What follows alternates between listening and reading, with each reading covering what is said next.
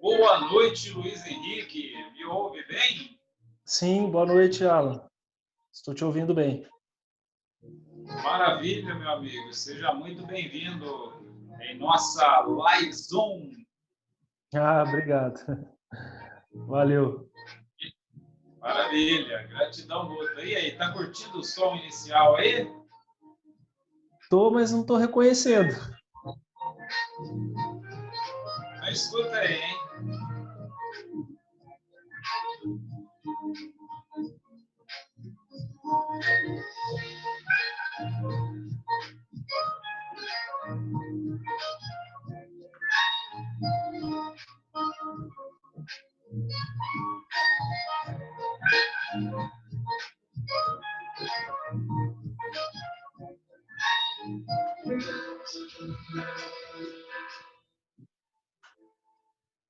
Então, este sonzinho de smooth jazz é já para inspirar-nos a já estimularmos em nossa maravilhosa roda de diálogo sobre a temática serviço social na era das tecnologias informacionais e comunicacionais, conhecida também como TICs.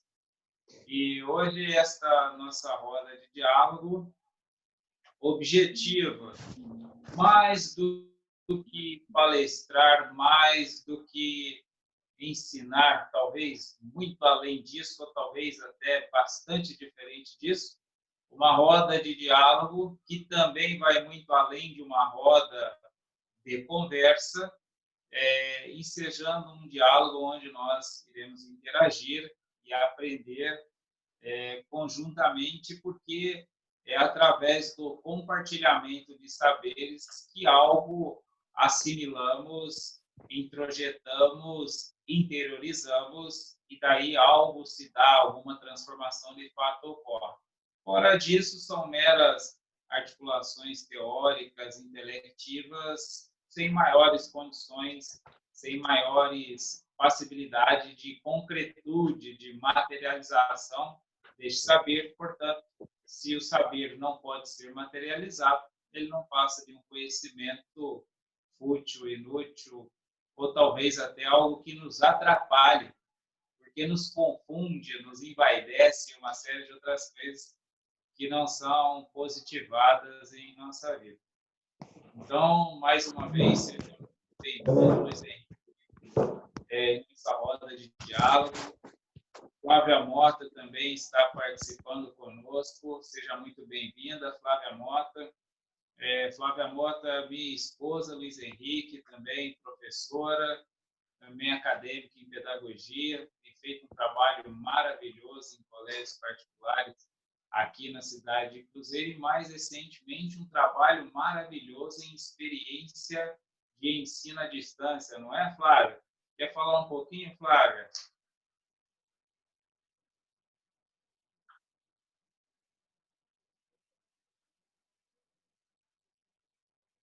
A Flávia está se habituando um pouco com a tecnologia, conheceu recentemente as plataformas digitais, então está um grande desafio.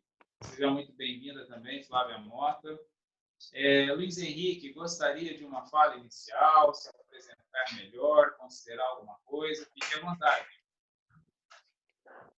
Acho que não. Eu tenho mais aquelas dúvidas que eu mandei para você no WhatsApp mesmo. É o que eu gostaria de saber inicialmente.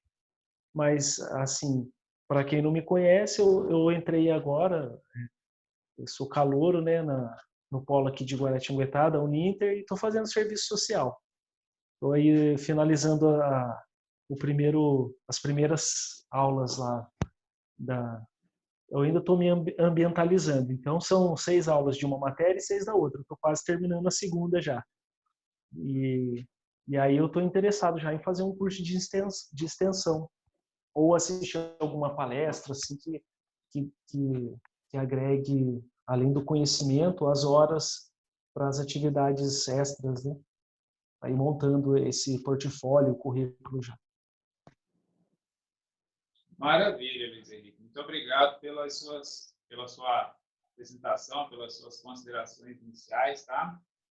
Esta nossa roda de diálogo sobre essa temática, serviço social na era da tecnologia informacional e comunicacional, é uma roda de diálogo que, embora a princípio aparente que nós não estejamos aprofundando muito no serviço social, na verdade é o que exatamente está acontecendo, tá? Porque assim, quando nós fazemos um levantamento, uma análise sócio-histórica do serviço social, nós vamos nos deparar com um serviço social que age muito diretamente com outro indivíduo ou com um grupo de indivíduos diretamente, diria até presencialmente falando. No entanto, na era de tantas tecnologias informacionais, e quando eu falo aqui tecnologia informacional, eu estou fazendo alusão a começar pelo nosso próprio curso. Antes nós estudávamos serviço social frequentando exclusivamente cadeiras de escolas, de faculdades. Hoje nós estamos estudando serviço social numa plataforma EAD.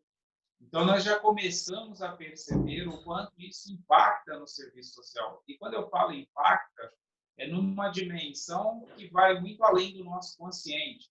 Por exemplo, estes dias, conversando com um colega assistente social, este colega me disse a seguinte frase: "Ô Alan, já que você está na iminência de um chamamento aqui na prefeitura do município, que eu também atuo,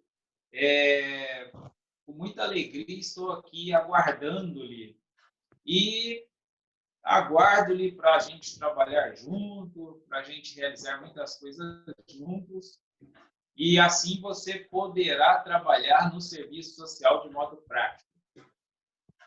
Né? Agradeci, mas fiquei a reflexionar sobre a noção do meu colega sobre eu poderia atuar de modo prático no serviço social, pressupondo, então, que ele estava dizendo que eu atuava no serviço social de modo teórico. E aqui uma coisa muito curiosa. Tá? Quando nós vamos estudar epistemologia, coisa que, via de regra, pouquíssimos acadêmicos se interessam na epistemologia, porque, via de regra, nas matrizes curriculares de vários cursos, nós temos a metodologia do trabalho acadêmico, a metodologia de pesquisa de trabalho. Quando a gente ouve o termo metodologia em disciplina, nós estamos falando em pré-escola ou introdução à epistemologia. E a epistemologia já é um conceito mais avançado sobre metodologia, sobre os pontos, os espaços, as estruturas que as metodologias iriam enveredar-se. Então, a epistemologia é algo que muitos colegas não estudam. Na verdade, quando a gente avança para a epistemologia, a gente aproxima também da filosofia, e aí vai ficando naturalmente mais complexo, por isso muitos não se aproximam, né? Mas estou a tratar disso porque em epistemologia, que é um conceito, que é uma disciplina que vai tratar de modo profundo acerca da ciência e da própria noção de ciência e de ciências, vamos começar a compreender, como alguns colegas dizem, já alguns epistemólogos e alguns dos quais comigo corroboram, que é impossível dissociarmos teoria de prática. Então, o que eu estou dizendo aqui? Né? Fiz toda esta elucidação mais ampla para dizer simplesmente: não existe assistente social que atua na teoria e não existe assistente social que atua na prática. Todos atuam numa teórica prática. Todo trabalho exige o intelectual, seja qual for o trabalho. Outro dia, como disse um um amigo doutor em educação, até mesmo o trabalhador, o gari, que trabalha no serviço de limpeza, ele usa o intelectual. Não existe ofício, não existe trabalho que seja possível de executar sem o uso da intelectualidade. O que naturalmente nós vamos nos deparar é com diferentes formas de articulações intelectuais, diferentes conhecimentos na articulação intelecto-cognitiva, enfim, mas todos têm um teórico prático.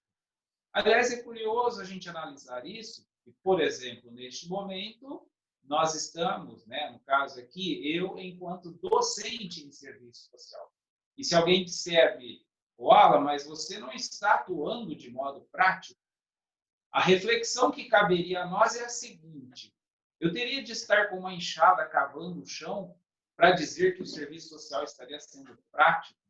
Ou seja, muitas vezes eu não me dou conta que o espaço socioocupacional no âmbito da educação é uma área de atuação do assistente social.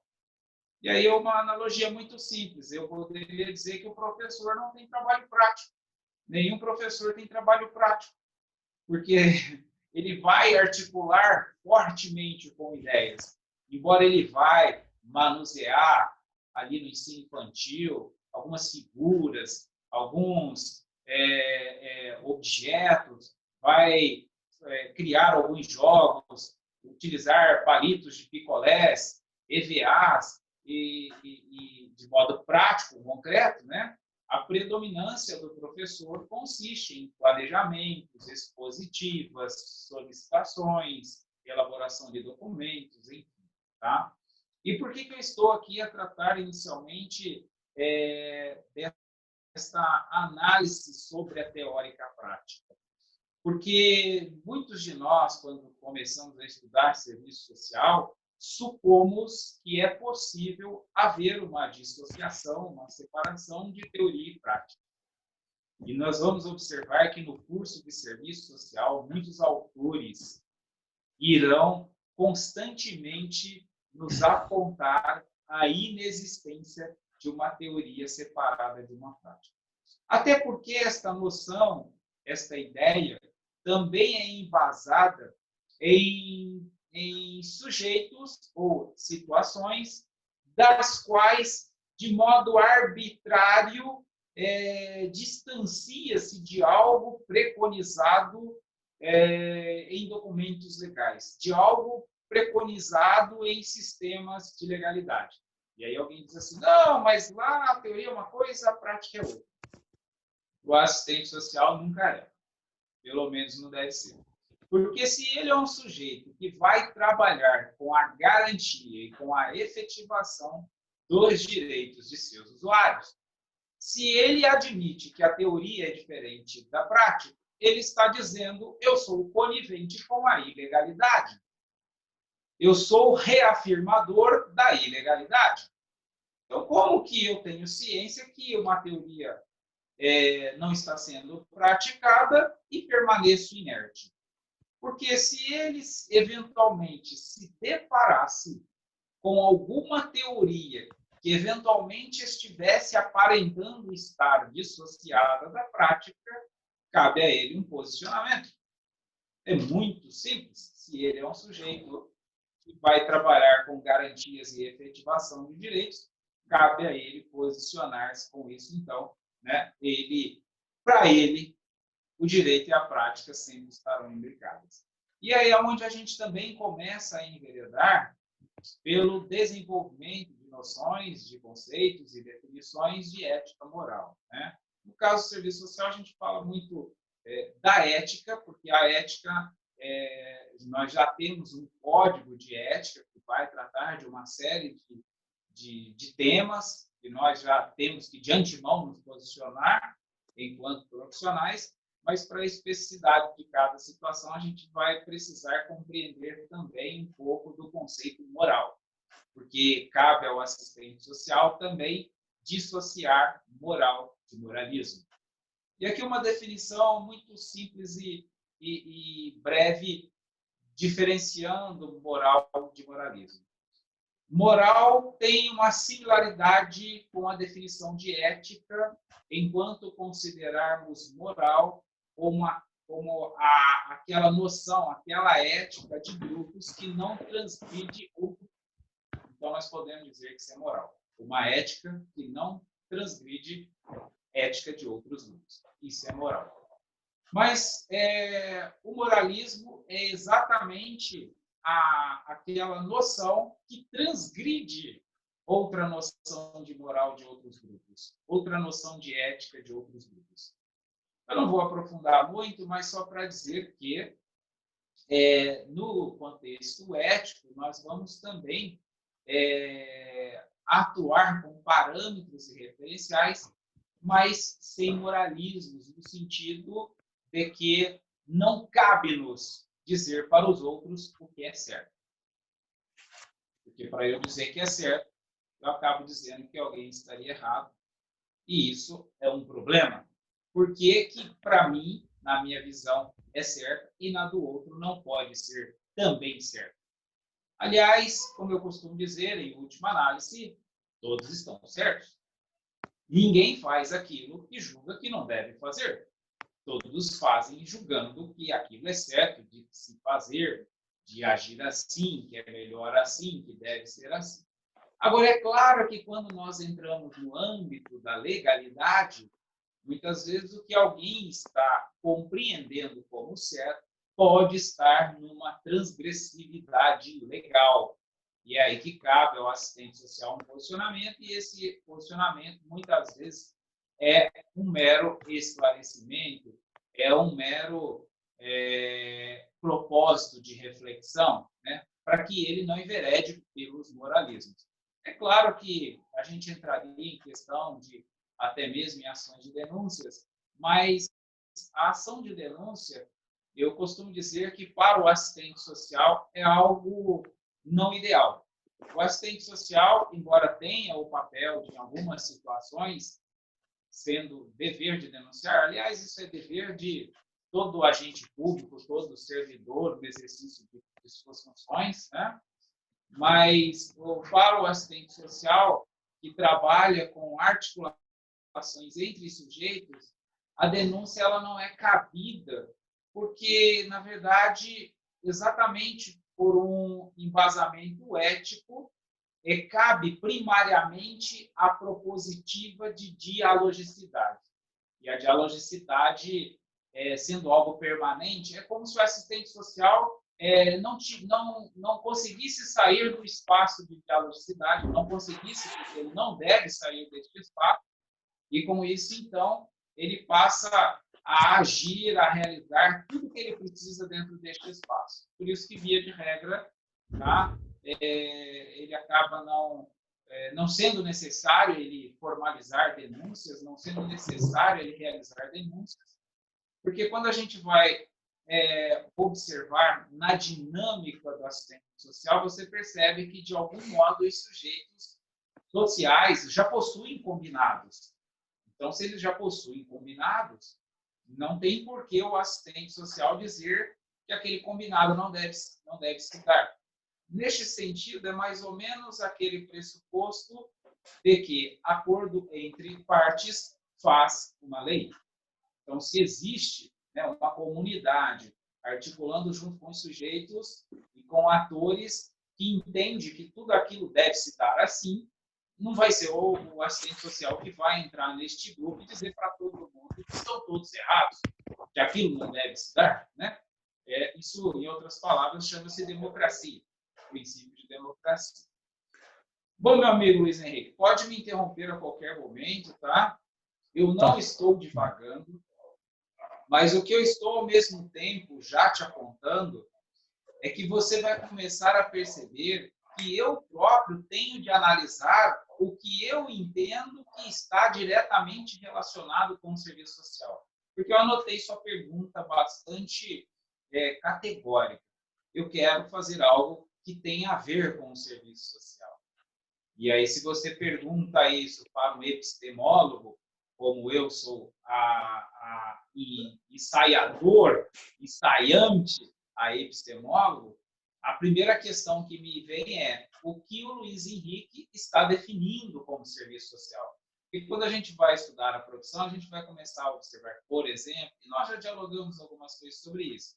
Qual área de atuação me interessa? Saúde? Opa, então serviço social na área de saúde, há algumas especificidades de atuação, de estudos, de cursos. Não, eu sou um assistente social que tem interesse na área da educação. Então, nós estaríamos falando de um outro conjunto de temas, possibilidades de cursos, né? Eu demonstrei aqui, por exemplo, através de mim próprio, o assistente social da educação. Eu próprio, enquanto assistente social atuante no espaço ocupacional da educação, você observa que o meu papel é bastante dialogar. Então, a minha prática profissional é a proposta reflexiva. A minha prática profissional é a proposta provocativa, crítica, reflexiva, tanto para aqueles que são meus orientandos, meus colegas acadêmicos ou supervisionados, como alguns queiram, tanto para a minha atuação frente a conselhos de direitos, frente a movimentos sociais. Enquanto profissional de educação, eu serei aquele que estarei atuante principalmente com uma proposta de dialogicidade. Por isso que eu falei que, via de regra, nunca vai me caber a formalização de uma denúncia. Por quê? Porque eu sou aquele que estuda sobre a denúncia, falo sobre a denúncia, proponho reflexões naquilo que caberia ou não denúncia e a quem caberia ou não denúncias. Por que as denúncias surgem? Será que as denúncias não são um ponto de ação quando os sujeitos já perderam parâmetros neste espaço de dialogicidade? Será que a denúncia seria caminho assertivo para resoluções de conflitos dentro das comunidades? Imagine você, por exemplo, numa comunidade de uma metrópole, numa favela, e falando, por exemplo, em denúncias. Bom, parece que, deixa eu ver, a reunião não tem mais limite de tempo. Se cair, a gente começa de novo. Tudo bem, Luiz? Tudo bem. Tranquilo. Maravilha. Então, imaginemos nós numa comunidade falando sobre denúncias. Espera aí, em que eu estou tendo como parâmetro para denunciar? O Código Penal? Né? O que eu estou buscando? Você percebe que, nesse sentido, a gente começa a perceber que o assistente social, ele não é moralista, ele não é regrista e ele também não é estadista. Tá? Porque a gente tem que pensar, o assistente social, ele é um assistente da sociedade.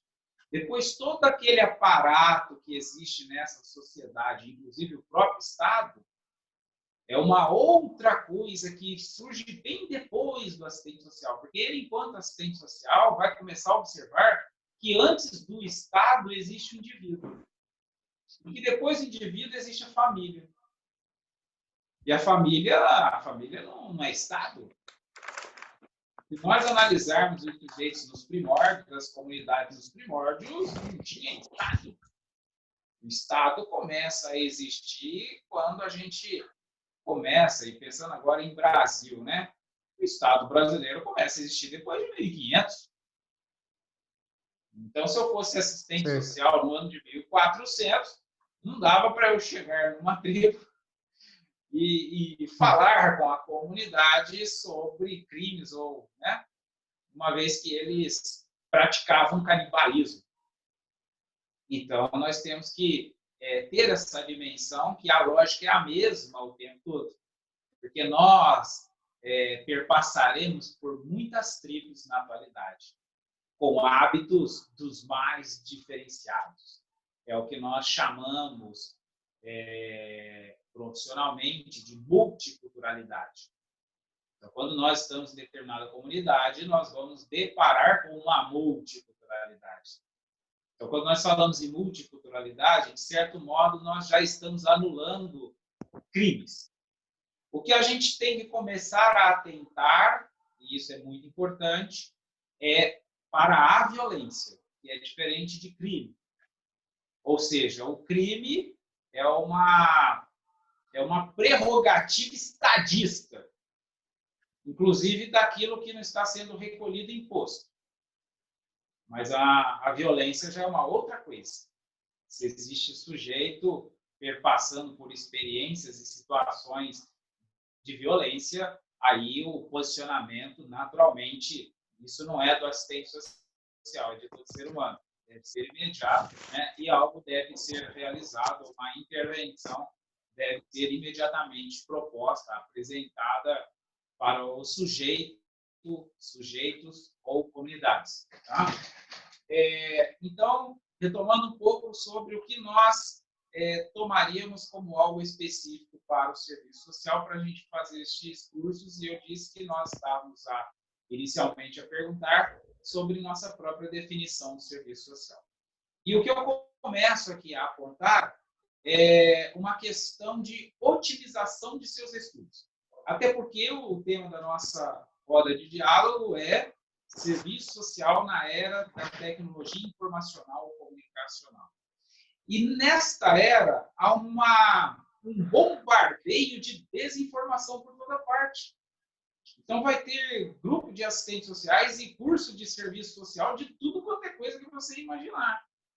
E aí o que nós temos que observar é o que é desinformação para mim. Por exemplo, eu, Alan Christian, assistente social Alan Christian. Para mim, sempre que eu ouço a palavra jurídico, serviço social na juridicidade, para mim é desinformação. Tá? O que eu estou dizendo é que não me interesso pelo espaço sócio-jurídico de trabalho da assistente social.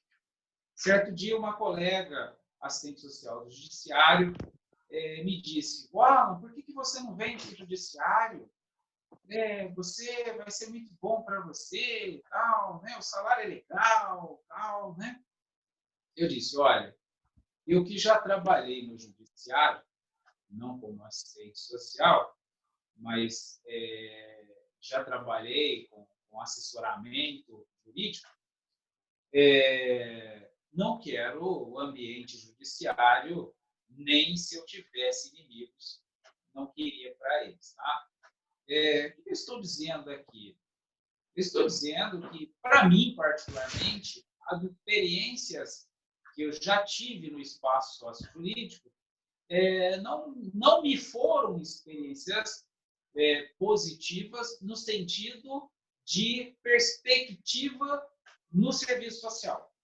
Ou seja, eu entendo que o judiciário não é um caminho para o Alan atuar como assistente social. Imagina eu numa roda de diálogo, né, entre meus colegas juristas, eventualmente alguns promotores e magistrados, e de repente eu dizer para eles que eu nunca conheci um tribunal de justiça. Eu nunca vi um tribunal de justiça no Estado brasileiro. Tá? Aliás, eu falaria até de outros países, mas eu não quero me atrever a falar muito, porque difere bastante. Mas no Brasil, os vários tribunais de justiça, os chamados tribunais de justiça que existem, eu apenas conheci tribunais de amenização de injustiças. Né? Quando a gente vai fazer com base numa análise estrutural do sistema sócio-jurídico brasileiro, você observa o seguinte: o Estado tem deveres.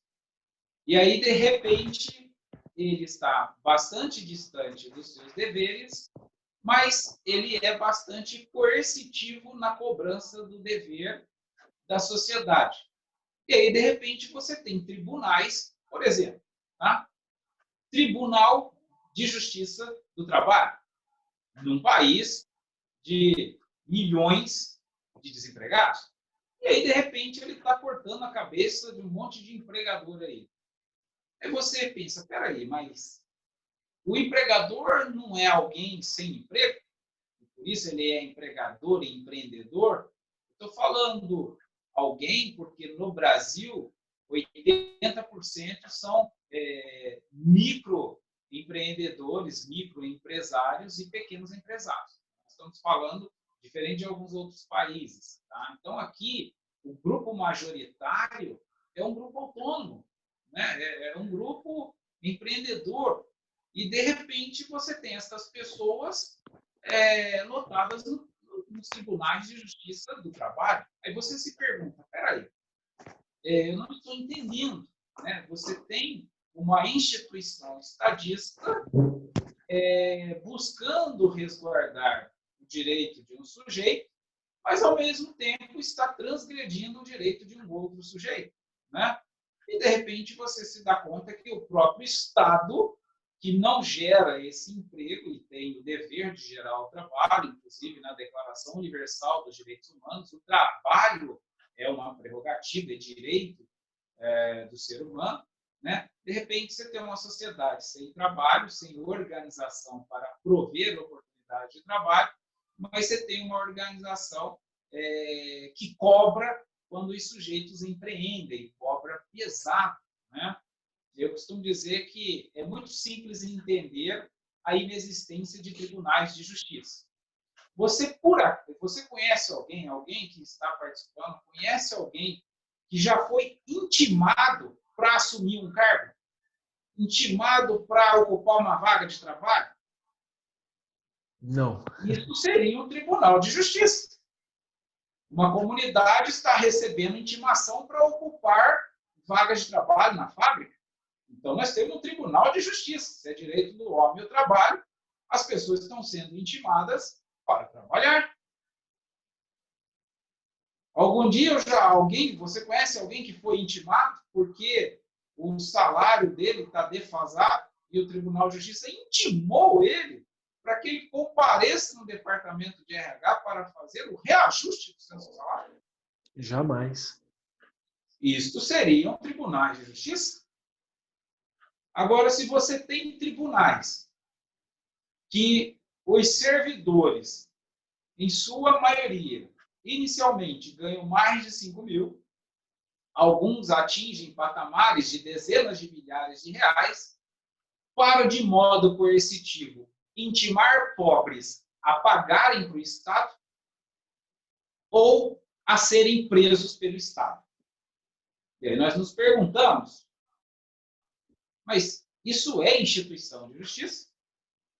Eu estou emprestando uma fala bastante idealizada, articulada num grupo de mães, está disponibilizada na page de Facebook do Serviço Social Cruzeiro, onde vários jovens no Rio de Janeiro, pelo auto de resistência, que é um termo jurídico, quando a ação policial vai fazer apreensões e acaba executando o intentado a ser apreendido. Né? Então, você tem várias execuções de jovens, de adolescentes, e são formalizados os processos como resistência à prisão. Né?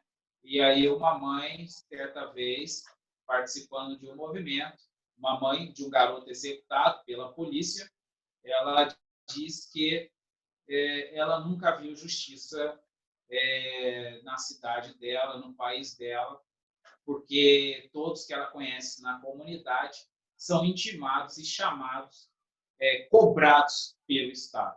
Tá? E, infelizmente, esse é o modelo jurídico brasileiro.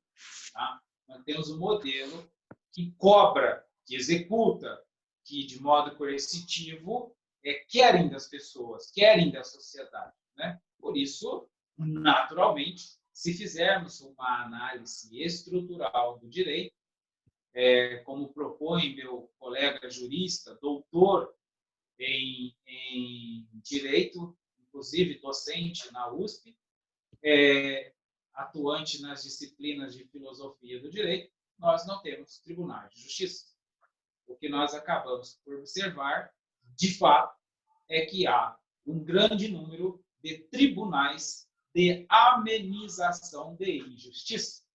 Então, quando tem alguém em algum prejuízo, estes tribunais intervêm para amenizar esse prejuízo de alguém, mas gerando prejuízos para outro alguém, né? Por exemplo, né?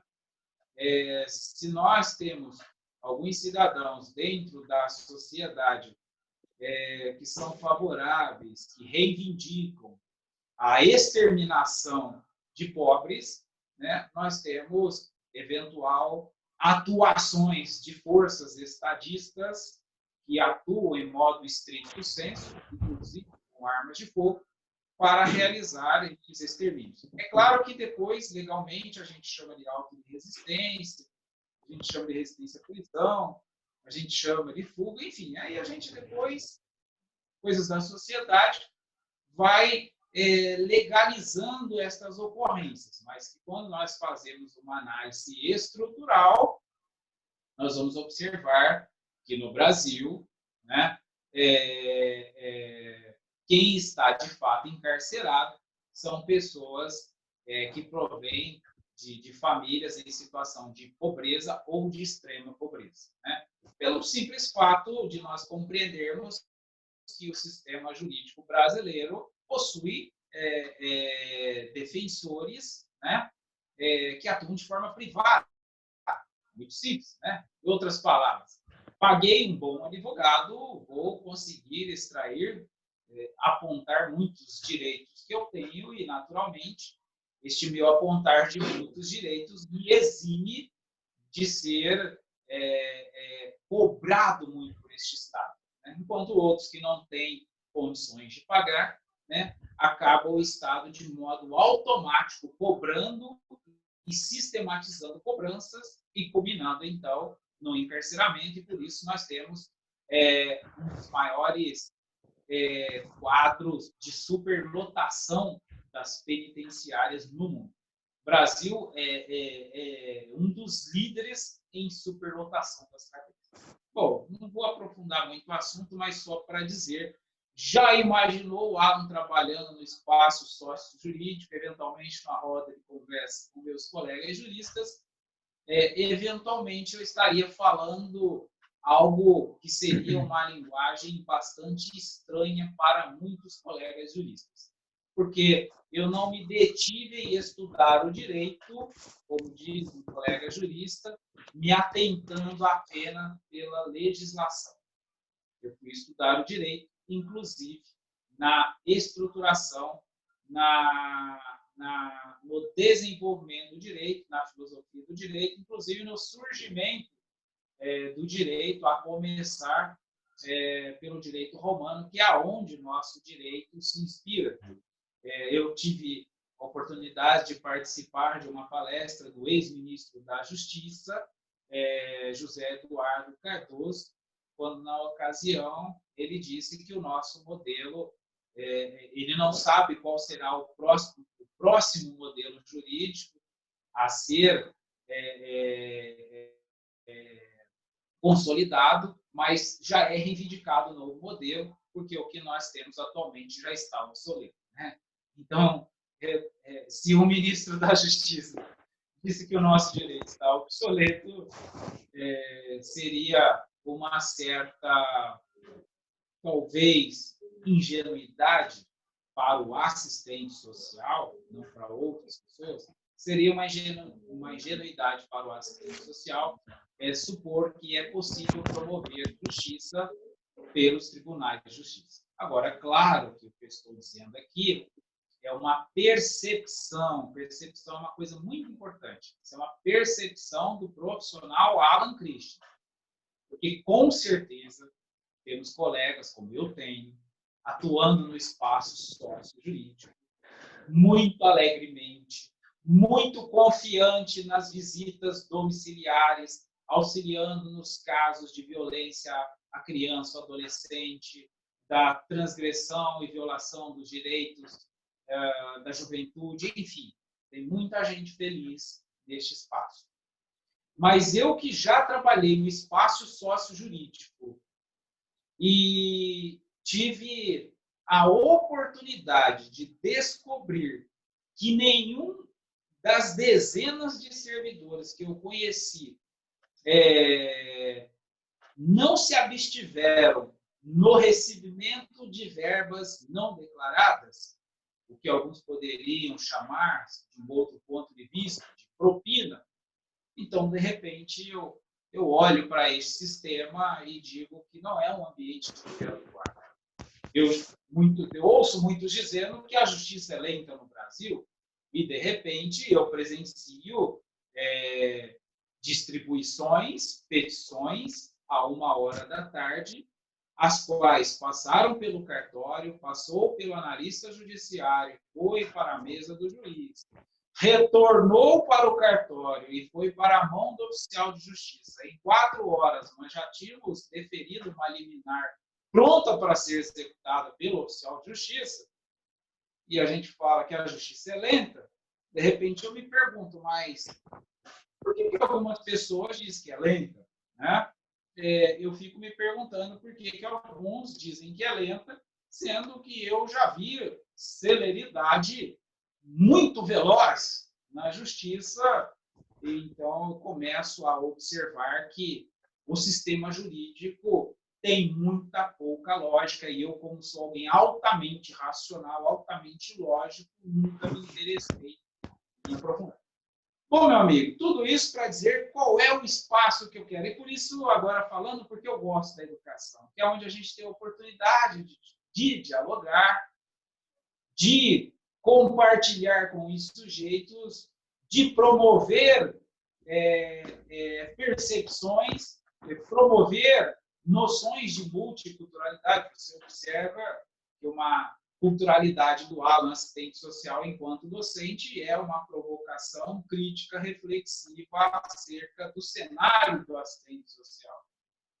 E aí tem muitos que perguntariam, mas qual seria uma área que seria legal, né? Falei, bom, a área legal é a que você sentir que é legal. Por exemplo, a saúde é uma área que muitos assistentes sociais gostam de trabalhar, porque você vai trabalhar num contexto onde você falará muito na promoção do bem-estar dos sujeitos, dos usuários, né? Então, aqui, falando agora um pouquinho, por exemplo, do curso, sendo específico, tá? Eu vou estar enviando, vou ver se eu até consigo mostrar aqui brevemente. Cadê ele? Tá aqui você. Vou compartilhar aqui para a gente, só para te mostrar um pouco sobre isso. Cadê você? Share, compartilhar. Olha aí na nossa telinha que bacana. Estão visualizando aí? Está visualizando, Luiz Henrique? Agora sim. Agora sim? Isso. Este é o site da Lumina. É um site de cursos formado por professores da Universidade Federal do Rio Grande do Sul. Então, são pessoas que são professores, docentes, mestres, doutores da Universidade Federal do Rio Grande do Sul, que disponibilizaram vários cursos, tá? E aqui eu observo que eu tenho cursos na área das ciências exatas e da terra, ciências urbanas e sociais, ciências da saúde e ciências biológicas, linguísticas, letras e artes, e também tecnológicas. Eu tenho aqui, por exemplo, ciências humanas e sociais, eu tenho esse curso aqui, promover a imaginação sociológica. Tá? Então, é um curso voltado para a sociologia. É um curso, este em específico, que eu já fiz, tá? É um curso da área de sociologia, e a área do serviço social é uma área bastante adjacente à sociologia, né? A gente pode dizer que o assistente social ele é um quase sociólogo, ou talvez também sociólogo, né? Então, este é um curso que eu me interessei porque é da área, na minha busca enquanto área de atuação do serviço social, a sociologia é do meu interesse. E por que a sociologia é do meu interesse? Você observa que essa minha fala de espaço sociojurídico, espaço de educação, Em outras palavras, eu estava dentro da análise sociológica, de contextos, de estruturações da sociedade, de contextos de interação entre os sujeitos na sociedade. Tá? Por isso que eu disse que são reflexões, porque nós estamos em sociedade, uma sociedade capitalista. Né? Então, você terá aqueles contextos onde você terá defensores pagos. Né? Então, se você tem uma sociedade que você tem defensor pago e defensor público, sem sombra de dúvida, será diferente a atuação. Não é a mesma coisa. Porque o que motiva um profissional a trabalhar é diferente do que motiva o outro a trabalhar. O profissional privado, ele é mais exigido pela circunstância, ele precisa mostrar mais. E, eventualmente, o profissional que já detém um cargo público, ele é aquele que pode ficar um pouco mais tranquilo e, na prática, a gente vai observar, culturalmente falando, que isso vai se dando, né? A famosa estabilidade, garantia, etc., que o privado, o mundo privado não oferece, então o profissional tem que empreender. Trabalhar em âmbito privado é também empreender. E ainda hoje, lendo 2 artigos de colegas juristas, os quais eu disponibilizei em nossa página de Facebook, Serviço Social Cruzeiro, e também na page de Facebook, Universalidade do Saber, eu coloquei estes 2 artigos dos colegas juristas. Tá? Eles vêm falando exatamente do espaço sócio-jurídico e a atuação empreendedora. Cadê ele? Recomendação, deixa eu ver.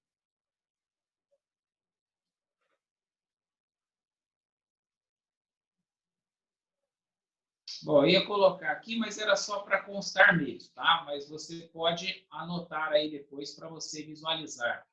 Page de Facebook, Universalidade do Saber. Page de Facebook, Serviço Social Cruzeiro. E page de Facebook, Movimento Gestão Social. Eu coloquei estes 2 artigos que eu li hoje de colegas juristas falando sobre o empreendedorismo, e um deles apontando também o empreendedorismo na era das tecnologias da informação, ou seja, mostrando que o profissional atual ele precisa ter vistas a esta tecnologia da informação e comunicação. E, embora é um artigo desenvolvido por um colega jurista, serve também para nós assistentes sociais, tanto nós formados como nós em formação. Tá? Eu sempre trato, Luiz, o assistente social como o mesmo sujeito, diferenciando-o apenas em formado ou não formado. Tá? Porque o que nós vamos observar é que o assistente social em processo de formação, ele já começa a ter contato com a prática, com a realidade profissional do assistente social. Tá? Por isso, eu hoje no ensino superior tenho a liberdade de falar como eu falei agora há pouco. Né? Inclusive, falo com muita naturalidade, porque estou num espaço educativo e, como proposto por todos os conceituados e renomados educadores do Brasil e do mundo, a educação tem como função social principal a promoção, a reflexão para gerar a libertação. Né? O grande jargão do renomado educador Paulo Freire era a liberdade. Que liberdade que ele estava falando? Essa liberdade de percepção, de consciência, de perceber que o mundo é maior do que inicialmente estão nos apresentando no cotidiano. De repente, a gente, quando está lá no primário, alguém diz para a gente que há um certo, que há um errado, e que tem a polícia, que tem o bandido, e que quem comete crime tem que ser preso, quem roubou pão, quem roubou tem que ser preso, mas quando a gente vai crescendo, você começa a perceber que você tem uma estrutura social, que você tem um regime capitalista que predomina o gerenciamento de todas as instituições da sociedade, inclusive a própria instituição pública, né? É interessante a gente pensar nisso, porque a gente pensa em entidade pública, mas muitas vezes a gente esquece de observar que a entidade pública ela também trabalha com dinheiro, né? A diferença é que, ao invés dela vender um produto, ela tributa, né? Ou seja, uma empresa vende o produto e ela recolhe o capital para ela gerir, pagar seus funcionários, né? Os servidores. Então, você começa a perceber, por exemplo, que enquanto lá no primário você defenderia a autonomia da Polícia Federal, de repente você se dá conta que defender a autonomia da Polícia Federal é entregar a ditadura a uma instituição do Estado brasileiro. Porque se você disser que uma instituição pública vai ter autonomia, você está dizendo que eles poderão fazer o que eles quiserem. E aí perde sentido a democracia através do representante eleito direta ou indiretamente, como preconizado no artigo 1º da Constituição Federal. Se você diz que o poder emana do povo, parágrafo único do artigo 1º da Constituição Federal, poder emana do povo, através de seus representantes eleitos direta ou indiretamente, e, de repente, você diz que este eleito não tem autonomia para escolher a estrutura, você está entregando na mão de ditadores. Mas você vai observar que essa noção não é uma noção de senso comum, porque o senso comum não faz uma análise intercontextualizada como eu estou fazendo agora. Nós estamos exatamente fazendo uma análise intercontextualizada, inclusive observando que os dispostos da Constituição Federal, de modo resumido, entrega a nomeação de todos os diretores de instituições e autarquias públicas à decisão de nomeação e exoneração. Então, de repente, você começa a perceber, como eu disse, que as coisas são bem mais amplas do que você simplesmente achar alguém culpado e alguém com direito de parar esse culpado, porque não é uma questão de culpa, é uma questão de um intercontexto que faz parte de uma conjuntura hipercomplexa. Tá? O termo hipercomplexo é um termo que nós sempre depararemos, tá? Porque conforme a gente vai intercontextualizando, você vai começar a observar como as coisas vão elencando e como aparentemente vão se alterando as noções de responsabilidades dos sujeitos sociais. E aí é quando a gente, de modo resumido, entrega essa liberdade, esta responsabilidade a todos os sujeitos sociais, em última análise, a todos os indivíduos. É por isso que a gente vai observar que a denúncia não é muito o caminho do assistente social, porque ele dá liberdade e responsabilidade dos sujeitos articularem entre si e decidirem o que julgam ser melhor para esta comunidade, para esta sociedade. Mas voltando aqui a falar um pouco do curso, então, se eu sou aquele que me interesso, por exemplo, pela sociologia, este curso aqui, então, promover a imaginação sociológica, seria um curso bastante interessante para mim.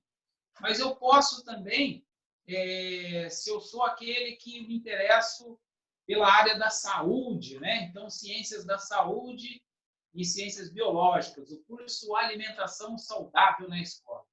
Esse curso aqui eu estou fazendo, já realizei 80% deste curso. É um curso maravilhoso, muito bom para quem quer trabalhar na área da saúde, ou para quem quer trabalhar na área da educação voltada para a promoção da saúde. Porque, assim, a temática alimentação saudável na escola é uma temática que pode ser trabalhada dentro da escola, mas também pode ser trabalhada dentro das unidades básicas de saúde, dentro dos ambulatórios regionais de especialidades, como pode ser trabalhado na assistência social dentro de instituições, equipamentos públicos como o CRAS e o CREAS. Você se recorda do CRAS e do CREAS, Luiz Henrique? Sim, tem um aqui perto de casa. Tem um perto da sua casa, né? Sim, Então, no bairro vizinho, né? O meu irmão já foi secretário da promoção social aqui em Guará. Da assistência social. O seu A irmão foi secretária... secretário Isso. da Secretaria de Assistência Social. Não, é da promoção social o nome lá. Eu não sei se é a mesma coisa. Eu acho que é, né? A secretaria chama Secretaria de Promoção Social, é isso? Isso, é. Entendi. A gente chama de assistência social porque a assistência social seria a área de atuação dessas secretarias. Mas cada município, às vezes, dá um nome. Tá? Às vezes, eles chamam de Secretaria de Desenvolvimento Social, Secretaria de Desenvolvimento e Assistência Social. Aqui em Cruzeiro, por exemplo, muitas pessoas chamam a secretaria que hoje é a SEADES, Secretaria de Assistência e Desenvolvimento Social, muitos chamam de promoção social, porque utilizava-se essa nomenclatura no passado, né? Quando eu falo no passado, não que ela esteja defasada, mas que era um hábito mesmo de tratar a secretaria como uma secretaria que tinha o papel de promover, né, a sociedade. Então, é muito comum alguns municípios utilizarem o termo promoção social. Eu disse aqui, inclusive, muita gente até hoje usa este termo, né? Vou lá na promoção social, onde fica a promoção social, né? Mas a gente acaba tratando de secretaria, simplificando, de assistência social, porque ela vai atuar no âmbito das políticas públicas de assistência social. Independentemente da nomenclatura que ela for utilizar, ela vai atuar na política pública de assistência social. Tá tudo bem, ô Luiz? Você consegue